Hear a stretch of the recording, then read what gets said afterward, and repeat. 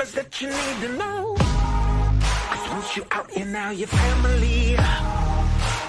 Where else would you rather be? Where else would you rather be? Welcome into the Nickel City Crew. I am your host, Rob Crippen. Please like us on Facebook and follow us on Instagram and Twitter at Nickel City Crew. This episode, along with all of our episodes, are presented by Crippen Legacy Entertainment here on Spreaker and StreamYard. We're so glad that you're joining us for some of your Buffalo Bills and NFL content again today. And as always, these are my Bills thoughts said out loud. It's a vibe so ridiculous. Since 12 plus 83 was 6. The shout rocking like a symphony. Where else would you rather be? All right, let's get straight to it. I was just talking pre-show with my co-host, and I am amped up. I mean, I just spoke with my season ticket representative and make sure that all the playoff tickets are ready to go for Sunday. And I'm amped up today, man. I really am excited for everything that's about to come. Joining me this afternoon, as always, riding shotgun, my co-host Adam Dump Truck Rupsick. Check him out on Instagram, Twitter, at Adam Rupsick, RUPCZYK. Holla at the crew, DT. What's good, man? I'm amped, man. I just called you. You know I'm amped, man. We've been talking pre-show. I'm ready to go. Go Bills, man. Holla at the crew, DT. What's good? Go Bills, go Bills. What's up? Bills Mafia, Nickel City, Rob. We're out here, man. Fourth year in a row. We've at least made it to the divisional, and the excitement is real. And you know, nothing better than bringing in. It's January, it's winter, it's playoff football. You know, we got feet of snow on the ground, and the vibe's here, man. The vibe's here. We've been here before, but you're right. It feels a little different this week. Feels a little different. Yeah, it's hitting a little bit different for me for sure, and that's why I named the episode the way that I did, because I've been thinking a lot about this matchup, and obviously you got to get through the wild card round first, and we'll get to that. But just the fact that, like, it seemed like as soon as the game hit triple zeros, I was ready to turn the page to Kansas City. So I'm really excited to get into it, and let's chop it up. DT, that wild card game was a lot of fun, man. It was a lot of fun to watch, and I know that you were there, and the fans looked crazy, and throwing up the snow looked like it was kind of like a little bit of LeBron James vibe at the scorer's table, and just throwing up the chalk. And it was a lot of fun to watch, and aesthetically, it was really pretty on TV. And I know that Terry Pegula, the owner, came out and talked about how he thanked the fans and the Mafia for showing up, showing out, getting the stadium all cleared out, and then obviously the atmosphere that they created. That was a really fun game. That win over Pittsburgh, man. It was a lot of fun. Bills win 31-17, and it was a ball. Yeah, I mean, you're like talking, you know, all weekend, the build up, them moving the game itself to Monday night, and realistically looking outside, like, man, I don't, you know, they obviously couldn't have played Sunday. We can all agree on that. That's not even an argument anymore. But the fact to get that field cleared off, but not the seats, it just wasn't enough time, not enough manpower. They had people in there trying to shovel, but they couldn't get there, and even you would need a lot more people, you know, to get that whole stadium cleared out. So it was plus and minus, you know. Obviously the cool thing, and the snow was flying up and down, and I thought there'd be a little less people there. I thought we'd be about 10,000 light, going into it, just because of all the other factors. And, you know, it looked like it was 70,000 strong. It was packed to the gills, man, and it was packed to the gills. I don't know if that was because, you know, the snow was in the seats, so those seats are already tight, and then the snow kind of made it even tighter, and it looked, you know, full. But as you saw the overhead shots, as I'm seeing there, you didn't really see snow at all in the stadium. Everybody was covering it up, you know. Yeah. But there was heavy snow, you know, in there, and it got a little unsafe at some points. You know, the stairs were slick and people were falling. But, you know, after the touchdowns, when the snow was up in the air, and like you said, looked like LeBron, and Josh Allen, you know, channeled his LeBron to get us that dub Sunday or Monday, and that's what it's about. Making these stories, another step in the playbook, another step in the legacy. We talked about it, beating the Dolphins and winning this division, you know, going into a team with Pittsburgh who's pesky and tough, but, you know, we're the better team, and everyone knew that from the start. Absolutely. We went there and showed it to them. So all around great. You know, the whole build up to this game, having to wait an extra day and all the BS that came with it, but, you know, the results were the same no matter when that game was. 31-17. We'll take that all day, Rob.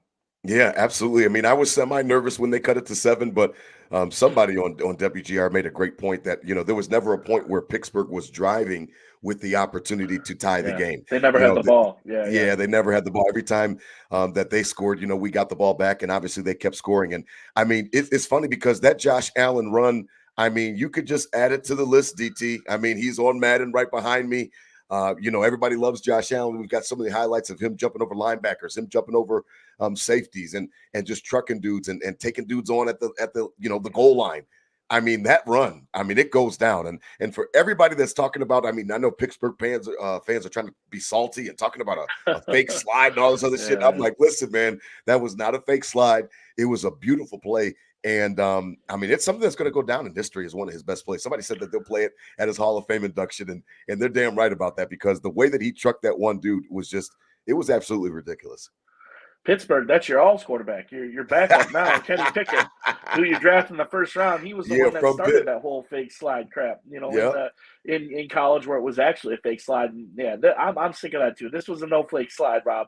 The man shuffled his feet to be able to make a move, and he did, yep, and ran through people. Good blocking downfield. Was it 19.8 miles an hour, Rob? crazy, 19.8 miles an hour. crazy. I mean, That's like a you running can't get back. a bike. You can't get a bike that quick, So at 240 some pounds, 6'5", 6'6", coming down Yeah. at you downhill. We saw in 2 weeks ago in the division championship game, if you will. Mhm. I forget his name, but one of the defensive backs there, when on his 3rd and 15 run, just kind of stepped out of the way, and they said made a business decision, Yeah, to yeah, not get ran over. You see it in the NBA all the time when somebody comes off the baseline and going to put you on a poster, people get out of the way, yep, and you're yep. starting to see that with defensive backs and linebackers when Josh Allen starts coming down the field, baby. Oh yeah, that one dude that he ran over. I mean, the way that he hit the ground, number 20 didn't want none of that smoke right after. And it was funny to watch it because number 20, it seemed like he looked and saw 23 go down and was like, "Nah, fuck that. I'm I'm not set. even going to be a Yeah. part of this." And it was really crazy to see it. Great run, obviously. Again, something that goes into the history books for him on his highlight reel, and it was really fun to watch that What do run you and how it what developed. about the Selly? What do you think about the Oh, Selly there? yeah, Just yeah, yeah.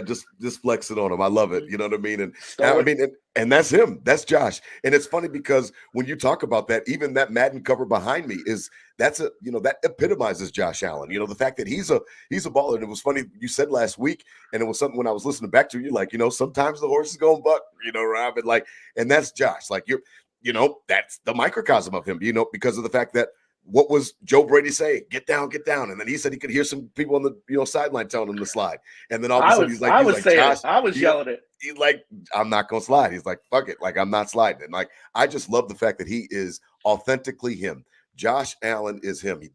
He's not fake. I don't do fake. I don't do any of that type of stuff. I'm not into that kind of energy. And he's himself all of the time. He's always going to be Josh Allen. And I think that that's something that we have to embrace. And we talked about that before with the turnovers and yada, yada, yada, that we've got to take the good with the bad. But Josh Allen is authentically Josh Allen. And I can appreciate that because I know what my quarterback's going to give me. I know what he's going to bring to the table. And until he's physically not able to, I expect that those type of plays from him for the rest of his career until he's not able to. We've been waiting for this, Rob. We always knew Josh Allen in 1-7 had it in him, Hmm. had it in him, and we've been waiting for it. In the early part of his career, it was, does he get the blame, or does he get it because he is so young and he hasn't Right. taken quite over yet, and this and that, and then now it's like, all right, the legacy is yours, Josh. It's kind of up to you, Hmm. as a lot of other things have to happen, but it's up to you. And we've been saying it for a couple weeks back and forth to each other of he won't let it happen. He's winning this game. You've He been won't saying let it it. You've happen. been on that Yep, energy hard. yep.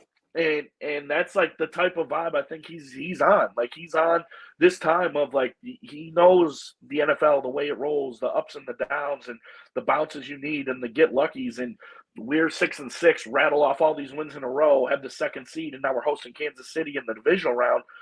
This anybody's taking this in August. This scenario, anybody's taking this scenario. Really, no matter what you give them in between, they're That's right. taking this. So, That's and I right. stand behind it. And this is part of the legacy. I think he's established enough now where it puts it on his shoulders too. He always has, but it's a little different now. It's like I have the ability to do this. I'm not going to let us lose. And the 13-second game was a 13-second game, whatever. But it's the second to blow through those doors and like say, like we're not even gonna get it to a point where the game Right. isn't in my hands. Right. I'm gonna get Right. this to a point where we get comfortable enough where the game, it doesn't have to be out of my hands to be decided. I want to decide it with it in my hands by getting up a lot. And it just the way he plays, he's always played good in the wild card. His stats, significantly jump up with completion percentage and that look in his eye and everything else. And the divisional had a dud year last year, but the previous, two divisionals they played in, he was great. So that story of not going to let it happen, it's there. And going back to the game real quick here, Rob, Yep. a lot of people, obviously the run was the biggest highlight of that thing. And the Khalil Shakir touchdown took second. But that throw to Dalton Kincaid for the touchdown, the direct play after the fumble recovery. I mean, that's why he's an elite quarterback in the NFL, Rob. Yes, we love his rushing.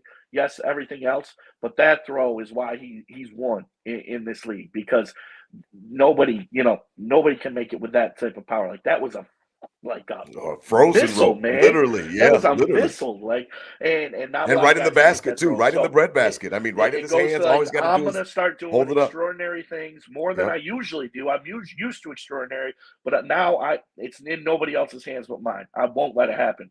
I'm getting this team to the promised land.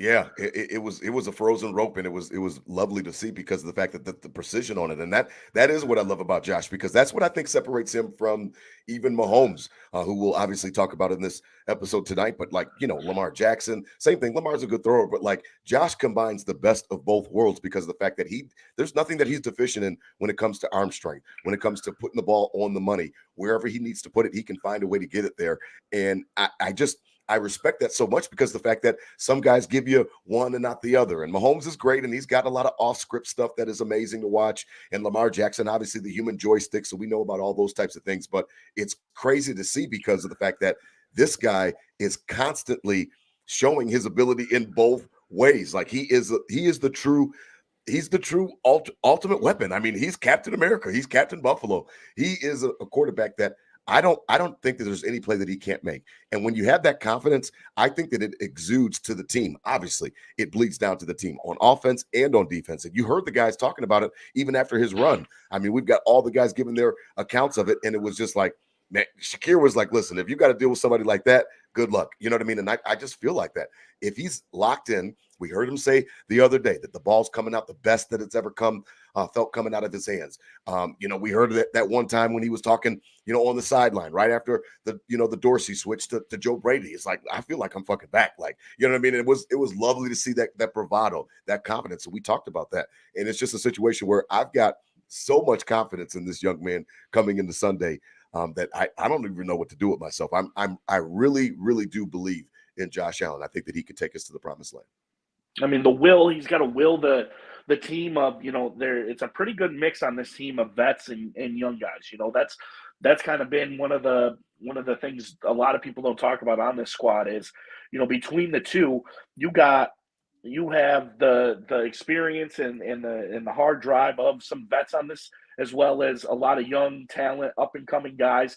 And both of them respond to 1-7. That's why he's the alpha. That's why he's the grade A dog in this room, because the vets, follow on his energy as well as the new guys follow up on his energy. And that's something, all year we've been kind of seeing of the young guys stepping up and making plays because of Josh Allen, and defensively, trying to hold up for the offense because of Josh Allen. And that's straight up, man. So the legacy is true. We keep talking about it, and we knew how much this man could mean to this city.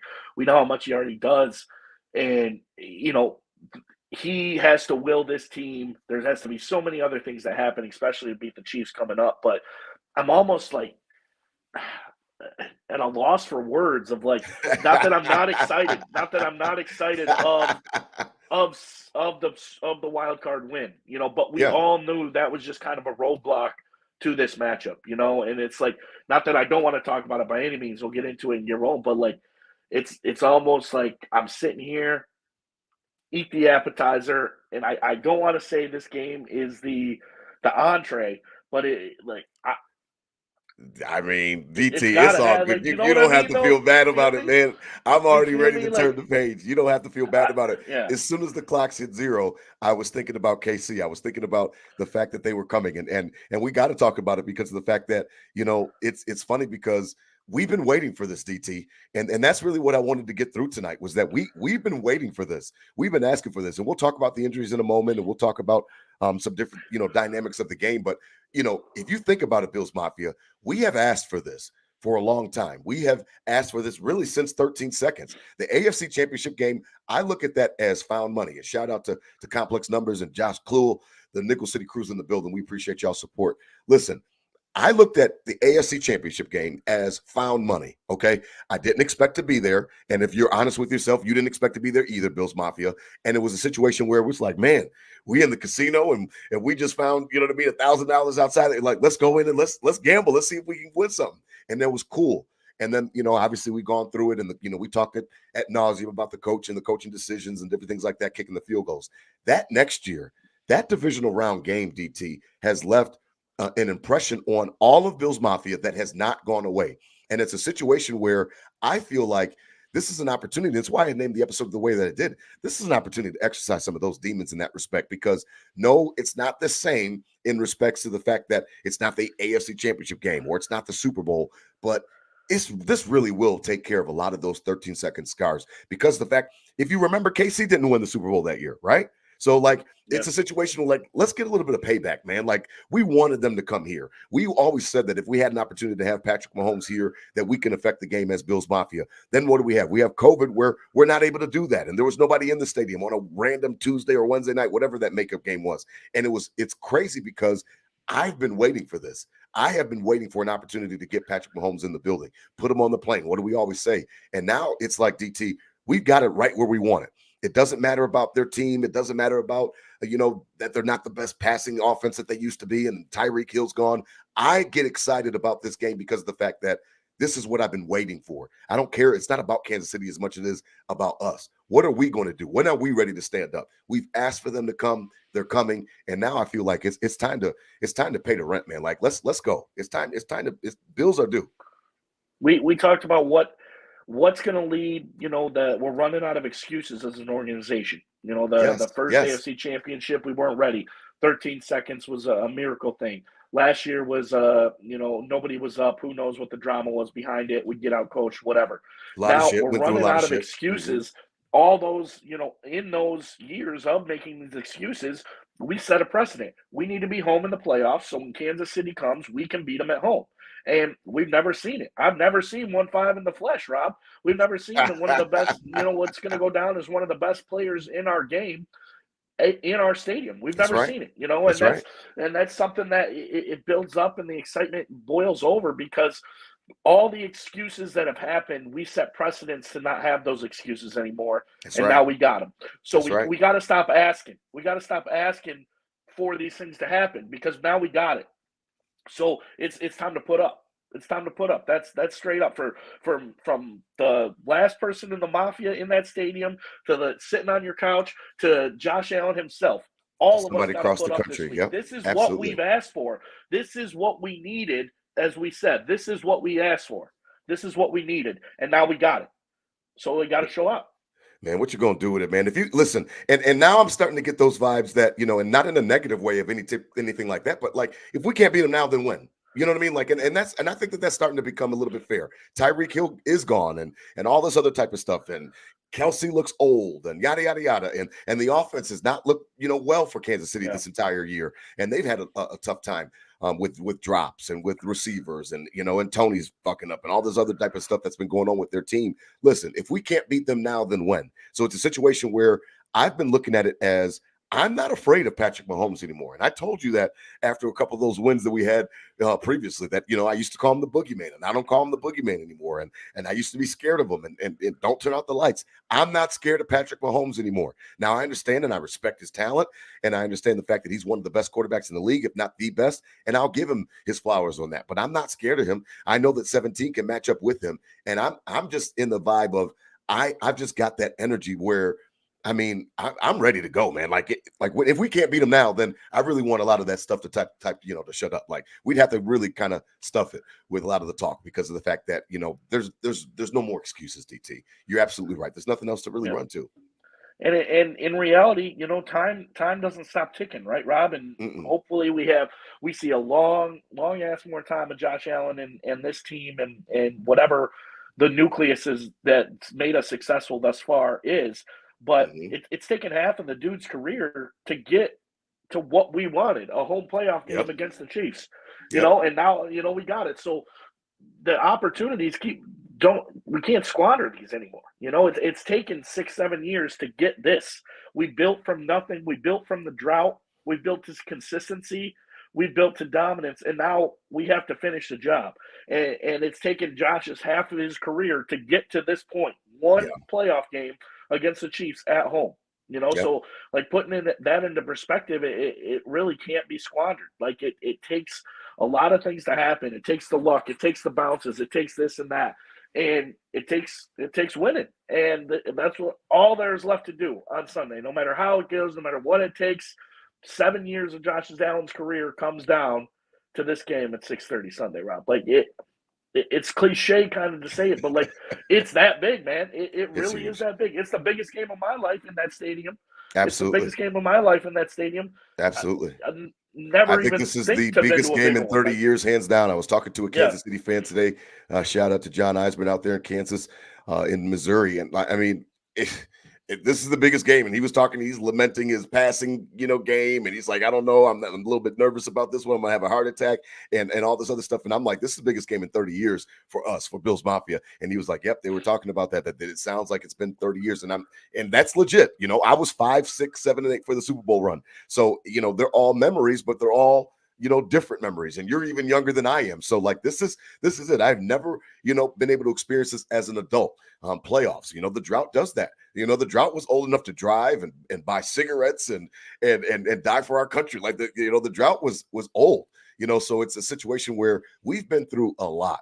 And to break the drought was glorious. But this is really like Sunday's really what it's about. Like that AFC Championship game a couple years ago, that's what it's really about. Having an opportunity to go and represent your conference in the Super Bowl or being very, very close to it. And I understand that after 13 seconds, we all used to like to say, like I said last week, that we thought we were going to beat Cincinnati. And I understand that changed after we lost to them last year. And maybe everybody doesn't want to feel that way. But the whole point is that every year is a new year and they stack on top of each other, which is what you were talking about, DT. And I just want to maximize on Josh's prime. He's prime. He looks like Optimus Prime right now. He's ready to go right now. So that's why I have that energy of if not now, when, because of the fact that I think it's all set up for us. Now, I understand, and we'll talk about the injuries here in a moment because there's a bunch of them on the defensive side of the football. But to me, offense was going to win us a Super Bowl anyway, DT. I'm being honest. Like offense was going to win us a Super Bowl anyway. What do I always talk about? Passing game and offense and Dorsey and the differences between him and Dable. And then we go to Joe Brady. I always will lean on offense because that's the way that the league is going in fantasy football and points. So because of that, I'm still going to lean on it, and I'm going to lean on 17. And because I'm leaning on 17, I just think that we can get it done, man. It's got to start right now on Sunday. Yes, that Pittsburgh was the appetizer, but this is it. This is where the meal comes out hot and ready. Yeah. And the league that I talked earlier, the seconds don't stop. The league don't stop either. No, as we talked, the AFC is getting packed. The AFC is getting hard. And now the Chiefs. Look at CJ Stroud out there in Houston. Yeah. And then off gate. You got the Chargers still in the wings. You got other teams, building up and getting scary. And the Steelers roster, I mean, granted, has a darn good roster all over the ball. They got young, good draft picks. They got people everywhere. They just have, no offensive direction. Quarterback. Mm-hmm. Yeah, and no quarterback. So as much as the time doesn't stop in that the AFC just keeps getting better, and the opportunity. It's not just like, okay, we got better than the Chiefs now, so we're good. It's like now other teams are good, That's So right. You got to keep rocking. Josh Allen's salary is going to hit next year. Like there's so many other factors that happen that. And we're not. This isn't a window episode. When the windows open or anything like that. But it shows it took us this long to get this game that we say we needed and we wanted. We needed this to win the Super Bowl. That's what we say, right? Yep. That's what we said. Now it's took us this long to get it. It didn't come as orthodox as we would have envisioned it, but it's fucking here, man. And we can't look at anything else other than beating this team, because this team might not be our biggest threat next year. You know, we might be like, oh, we need to. Then what does it turn to? We need a home game to host the Texans. We need a home game to host the Chargers. Who's the next home game we need to be able to make it to the Super Bowl? It's very clear that the Chiefs were the answer this whole time. I don't know if they will be in the future, but it is still now. It is still now. Yeah. And it will be Sunday night at 6:30. Yeah, Spin 0481 just said, like, why all, how come all the quarterbacks coming down in the AFC? You know what I mean? It is funny because, I mean, it's looking like a stacked conference. And I think that this year bore out the same way. The NFC was not as strong as the AFC. That's why the AFC's beating each other up, because the NFC was so garbage, and, they're picking up their wins on the NFC as well. So it's crazy, because you're absolutely right. The time does not stop. The clock does not stop ticking, and the time is now. And I just have that energy about, the fact that I feel confident in Josh Allen. I feel confident in the offense and the direction that it's going. And because of that, I just feel like this is, there's no time like the present. Like I said, rent is due. It's time to get it paid. So as we transition a little bit, DT, before we get into some of the nuts and bolts, it sucks, to see when guys go down. And like, I would be, lying, to be honest, if I didn't say that I was a little bit concerned when I saw Terrell Bernard go down and how he's been playing and how much he stepped up. And then, we've got, Taron Johnson, our only all-pro, second-team all-pro, goes down. And I'm not sure if he's going to be able to get back at 6 days from a concussion. This is his second concussion of the year, mind you. So I'm a little bit worried about it. I wanted to know if you can talk me off the ledge. If we want to be fair, we would say that, these are some guys that are starting because they're starters, and sometimes the backups are not as good as the starters. That's why they're starting. And then on the flip side of that coin, DT, is that, KC has not really looked great on offense the entire year. They put up some points last week, but they have not been a juggernaut. I mean, we held them to 17 in KC in Chiefs Kingdom. So I'm looking at it as, is this something that we really need to be worried about, or is it really just next man up? I know that it's Kansas City, it's Patrick Mahomes, so maybe it'll be a little bit naive to think that it's next man up. But if, Klein's got to play significant minutes, if I don't even know, maybe Balen Spector can get, I don't know what the plan is on the secondary. If it's just Benford's out, then what do we have? Cam Lewis and some other guys, and Kyer Elam, who made a great pick. I mean, is it something to worry about, or should I just chill, or is it all good because Kansas City's been shit on offense this year? Well, it's not something to worry about till it is, right? And that's a bad mentality, because you don't want to be too late. you don't want exactly. It might be too late. So you look at the defense has been, beat up all year long, and not just here and there. Like, all pro players have gone out consistently, but the next man up has been up. The next guys up have stepped up. The backups have played out and showed out and played strong. And, and it goes back to the most recent example of, AJ Klein coming off his couch to leading the team in tackles last week. But there is, to go to your concerning point, a couple things. One, team and coach, you don't want to be strolling out your scrubs, if you will, right, is Andy Reid. Because he's going to find the mismatch. He's going to find, the where it's bleeding, and try to cut that hole open bigger and bigger and bigger, and just and keep you up. But there's a difference between next man up in a second string role to next man up in dudes we haven't seen on the field the entire season, and that's where you're right. That's where there's some concern in my head too, because you're going up against one of the best coaches to cause mismatches in that regard. And it's not like these dudes are just next man up. They're the backups. Like, you're seeing dudes off the couch. You're seeing dudes that haven't got a jersey all year out there getting a lot of minutes.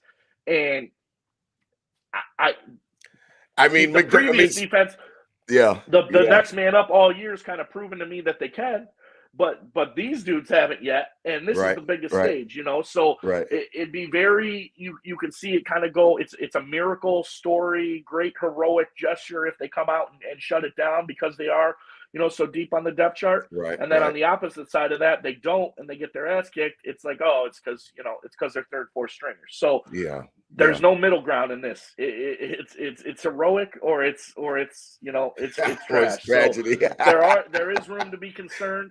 There is room to be concerned, but at this point, you got to lean on that positivity of this team's been beat up all year on defense, and McDermott's called great defense and held strong and beat really good offensive teams with a backup, beat up defense. So You hope Yeah. that trend continues, but this is going to be the hardest test to do that in.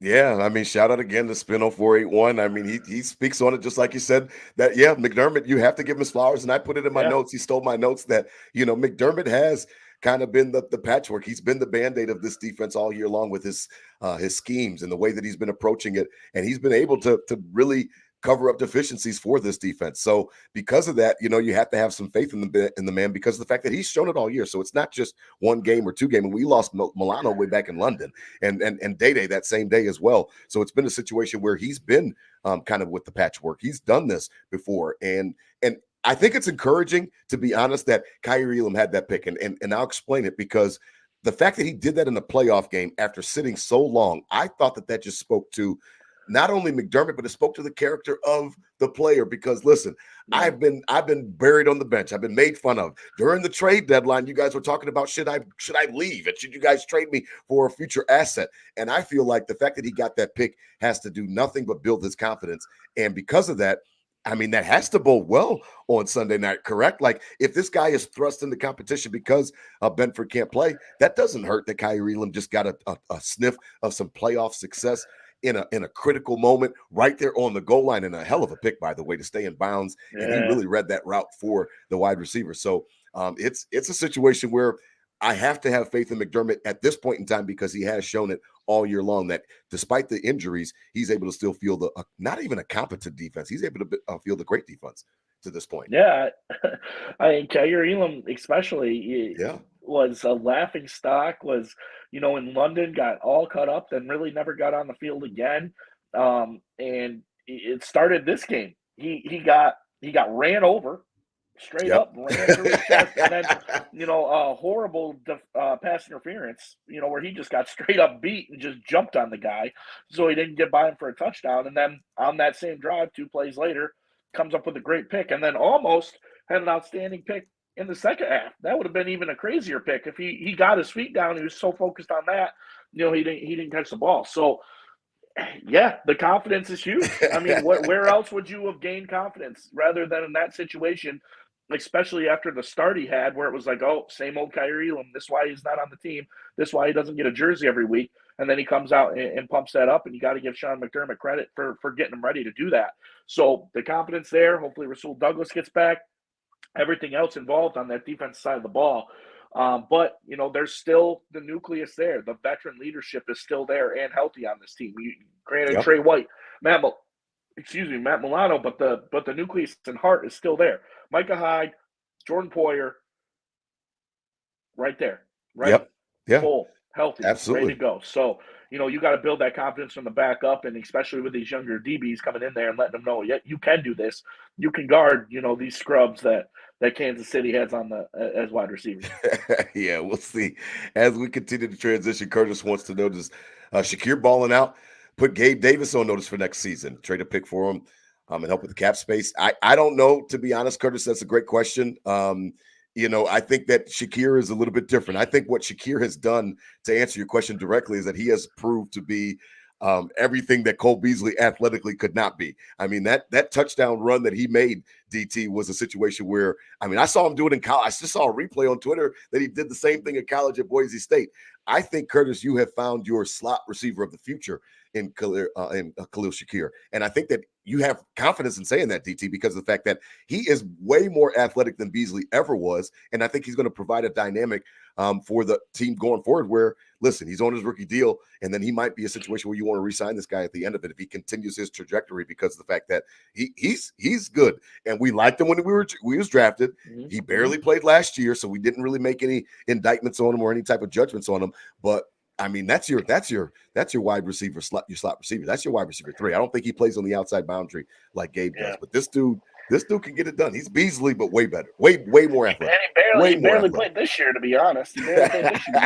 But when he caught the ball, it was 15 yards, and I've been saying that for months now. Every time the dude is 12 to 15 yards, and he's electric, and he catches everything, and it's right there. And we need him to have more opportunities. And him making highlight reels like this is just going to help that cause. But I agree. I think it's different from Gabe Davis.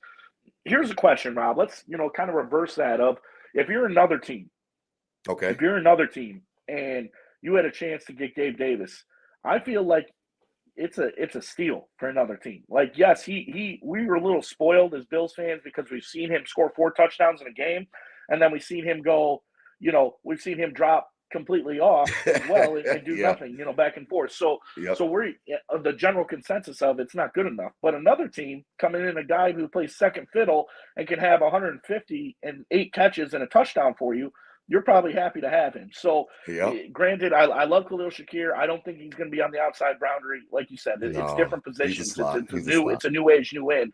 But before we get too hot on kicking Gabe Davis out the door, let's see what the rest of the league thinks about him. I feel like teams would be jumping to get a young receiver like Gabe Davis. Granted, he's as up and You down. think you give him a contract though? Do you give He him a needs to be contract? more consistent. Do you give him a contract? Got to pay him. Yeah. I mean, so is he? If he's not taking a hometown discount, I don't know if I can go with you on that one. Now that's more conversation for the offseason. What type of confidence you have? What type of confidence you have for somebody to replace him? We keep bringing. We don't go after DeAndre Hopkins. We don't go after Odell Beckham. True. We bring in Trent Sherfield, who didn't even know he was on the team until last week.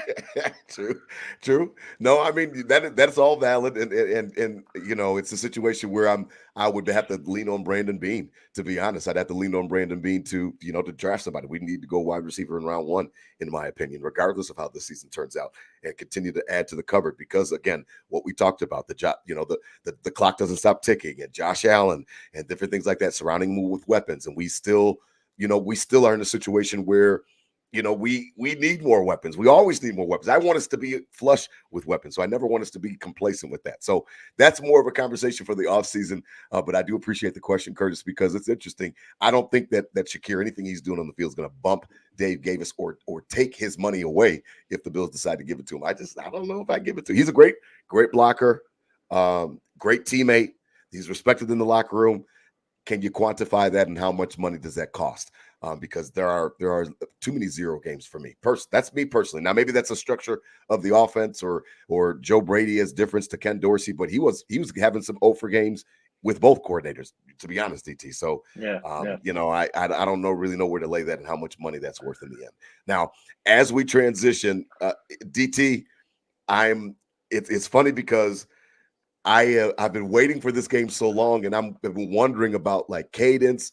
I've been thinking a lot about my King Nate, my middle king. He's he plays quarterback now, and he's in his little 7-on-7 elite league, and he's learning coverages and different things like that. Bills Mafia, the cadence can be affected by you on Sunday night, and let me explain, because it's not just third down, and it's not even just when they're in the actual coming out and they're at the line of scrimmage. But I heard Ross Tucker talking about yesterday on WGR that it's when they're in the huddle, and if they can't hear, it makes it difficult. I call them Bills Mafia to stand the fuck up on Sunday night and just be in a situation where you've got a full throttle. I joked with you pre-show, DT. I might just drink tea all morning long with and maybe spike it a little bit, and I'll just drink some tea and be ready to go, because I'm going to give it everything that I've got. I mean, drive 650 miles. I drive 1,300 miles round trip. Season ticket holder since I'm old, since 2009. Like, this is the game I've been waiting for. Like, this is the whole reason why I have season tickets. It was for an opportunity to follow my team. Why did I want season tickets way back then? Because I missed the Bills after moving down to Charlotte, and then after that, I wanted to say that I was on the ride, DT. I wanted to say that in 2021, when the Bills won the Super Bowl, I was on the ride, or 2023 or 2024. I wanted to just be able to say that I was a part of the number. I was in the building. How many people came to the, to the comeback game? Steve Tasker always jokes that there was 150,000, Bills fans there if you let them tell it, after people left the stadium, that they came back, and everybody told them I was there. And, half of them were lying about it. I wanted to be able to say that I was on the ride. And I'm going to give it everything that I've got from the moment that he steps on the field until he goes on the sideline. I'm not going to let up. And learning a little bit more about quarterback play, it's not just when they're at the line of scrimmage. It's about when they're in that damn huddle too, because if it's hard to hear, and what did you say? I mean, they're saying damn plays, DT, like 14, words long, and zebra this and X, Y, like let's fuck up their whole everything. Yep. And that's what the 12th man's all about. Well, Nickel City, Bills Mafia, if that don't get you pumped right there. 650 miles. 1,300 round miles, trip. baby. 1,300 Yeah. round trip. Yeah. Let's Since go. '09. Like, and you coming up and you're going to give it your all. We all as well better give it our goddamn all. Let's go. That's straight up. We've asked for this. It's not all on, Sean McDermott, Josh Allen, defense, whatever it is. It's not on them. It's on us too. It's on us. We fight for this pride, for this 12th man, and let's go earn it. Let's play our 1/12th, if you will. Let's do our job on Sunday, if you will, and go out there and give it everything. That pumped me up, Rob. You're right. If that don't get like, this has to be our best performance too. This has to be everything you've got. Your season ticket holder, however long you've been in there, however many times, however many. I don't care if you come for the first time. I don't care if you're coming for the first time. Yeah, just cheer like you've never cheered before. Get up, exactly. Give it everything Sunday. I love that. I love that. Fully endorse it. I'll be right next to you, baby. Fully endorse it. I appreciate the endorsement. I mean, it's funny because I've just been thinking about them, and like I said, it was tough. Once the game went zeros, like I said, the only time I was nervous was for a half second when that one dude went in the end zone. It was 24-17, and I was like, let's whatever the case may be, and then we score right afterwards and put the game away. But it's like, this is it. Like, this is the time to do it, and because of that, I turned the page like that to Kansas City. I was ready to think about them right away. I was ready to think about the matchup.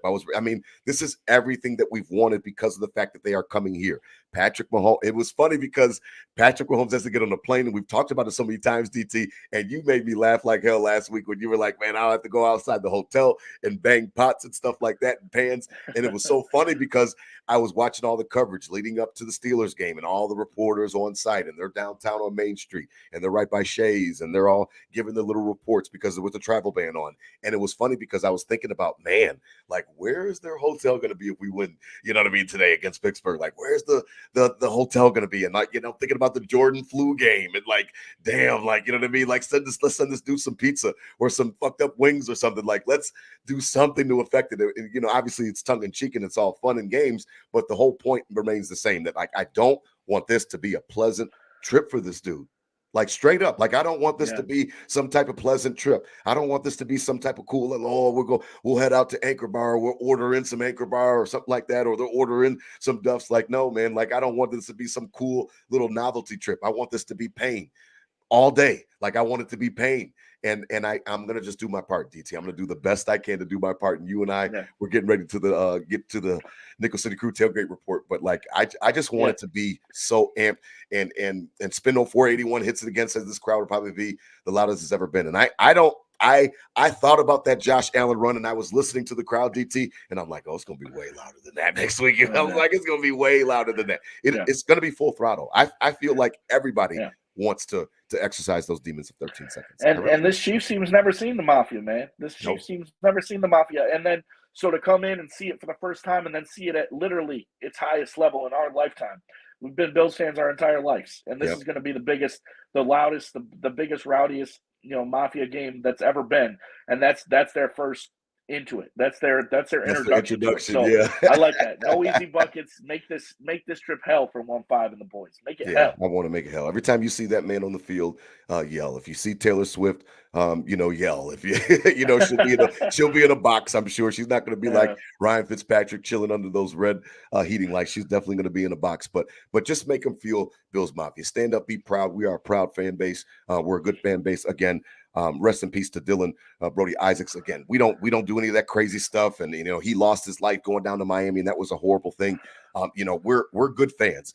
We're not like Philly fans. And I heard something that made my stomach curdle when I heard about the Chicago Bulls, and the Chicago Bulls fans like booed Jerry Krause's widow while she was on the field, on the court, when they were doing a homage to the 95-96 Bulls team. I was just like, wait, I just put it on Twitter. I'm like, okay, Chicago, you guys officially are the worst fan. Like, you took the mantle from Philly or whoever else. Like, those are shitty fans. Like, no, like, Bills Mafia, we're great fans. We tailgate well. We support each other. And it's a situation where I just think like this should be a culmination for us. I was so happy that Terry did like acknowledge the fans, acknowledge the atmosphere from the other night. But like, this should be where you puff out your chest. This is where we are Bills Mafia. All that type of stuff that we talk. We had Del Reed on, the godfather of Bills Mafia. And like, all of those types of things, I think, ring true. It all comes together in one big conglomerate on Sunday night, where we all get a chance to puff out our chests as Bills Mafia, whether you're in the stadium or whether you're all across the country or the world. I think that this is a chance for us to stand up and have your chest out. I really do. Let's go. Let's go. Now, as always, as we wrap up tonight, please head on over to 26shirts.com. Tonight's episode is presented by them here on Buffalo Fanbase, the Bills Mafia Podcast Network. Again, head on over to 26shirts.com. All the latest Buffalo-themed T-shirts. They do support a great cause with each and every purchase. Portions of the proceeds go to them. DT, I mean, we talked pre-show. I have not had an opportunity to come up as many games as I wanted to this year. Ended up selling back a lot of the tickets, just life. And I told you about how things were just rough for me down here. And listen, I mean, I can't miss it, DT. I won't miss it. I've already got everything clear. I found a way to find somebody to help me coach my Kings' basketball games on Saturday, DT. I'm leaving in the morning, DT. I've got to get to you, baby boy. I've got to get to you. I can't. There's nothing else I can do, man. I'm getting ready to buy a turkey tonight. I'll put it in the fridge, start to let it thaw out. Okay. Put it in the trunk on the way up. It'll be plenty cold to keep it cool on the way up to Buff. But I plan on hitting the road by no later than 8 a.m. on Saturday, man. And I should be in Buff by 5 o'clock before the sun really goes down. DT, I can't miss it. I can't. Nope. There's no way I can't miss it. I can't. Wouldn't expect you to, and I'll take you with open arms. You know, whatever we got to do Saturday, we'll make it happen. We'll get prep. We'll get ready to go. And yeah. I feel like it's been a that type of, not a down year, you know, just a year of life. You know, with all our main crew. You know, with all our main crew. Obviously with, you know, life Big happens, Ben, Anna Kay, everybody. It hasn't been a consecutive in and out, but I'll tell you, Sunday. It's gonna be everybody. Everyone's gonna be showing out. I talked to the Syracuse boys, my old boys. Brandon, shout out, Morgans. They're getting ready, and obviously they couldn't make it last week with the weather and the in and out, and I came late because I had to work on Monday, and it was all now. It all comes to a head. Let's make up for everything that we kind of have lost this year, if you will, and come out swinging, baby. Come out swinging Sunday. I love it. It's 2024. It's a new year. We shake off all the bullshit from 2023, and there was no way that I could miss this game. There was no way that I was not going to be anywhere other than right in my section. I got in contact with my season ticket ladies, section 104 stand-up, Josh Kluhl, my first lieutenant out there, man. Rode 24 seats, 14, 15. Like, I have to be there. She called me back. She was like, we got your seats. You're good to go. And like, I've got to be there. There's no way that I could miss the game. I've been thinking about it ever since, like I said, the clock hit 000 on Sunday against Pittsburgh. So I'm really enjoying it. I'm really getting ready for an atmosphere that is even more electric than last week. And last week was really fun. I hope that they, we get some help. Bills Mafia, if you have an opportunity once the travel bans are lifted, let's dig out the stadium again. I guess we got to dig it out again. I guess we got to dig it out, right? Yeah. But at least we get a couple weeks to do that, a couple days, to do that, and it should be ready to go for Sunday night. But DT, I mean, I say we get out there nice and early as always, and I'll have the turkey fryer, I'll have the oil, and I'll have the turkey. We'll shoot that bird up like Barry Bonds Saturday night, man. When I get to I love it. What do we think? We tease a little tailgate touch to the crew. We do something a little live at the tailgate. We should. Yeah. It's only fitting. Yeah. DT and I will join you just like we are right now. We're gonna find a way to get it done YouTube live or Twitter live or both. We'll figure it out. Justice General, salute to the general.